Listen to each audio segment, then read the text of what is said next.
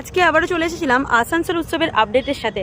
তো আসানসোল উৎসব মোটামুটি এখন কতটা রেডি হয়ে গেছে সেটাই তোমাদেরকে আজকে দেখাবো। আর যদি ভালো লেগে থাকে তাহলে অবশ্যই আগের ভিডিওটার মতন এই ভিডিওটাকেও ভালোবাসা দিও। এবারে চলে এসেছিলাম আসানসোল উৎসব কতটা রেডি হয়েছে সেটার আপডেট দেওয়ার জন্য তোমাদের সাথে।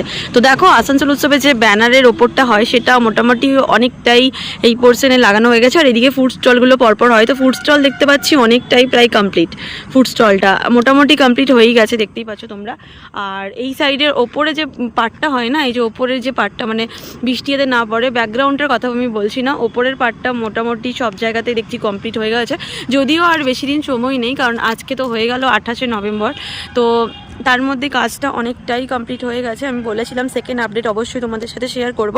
যদি ভালো লেগে থাকে আগের ভিডিওটার মতন অবশ্যই তোমরা ভিডিওটাকে শেয়ার করে দিও।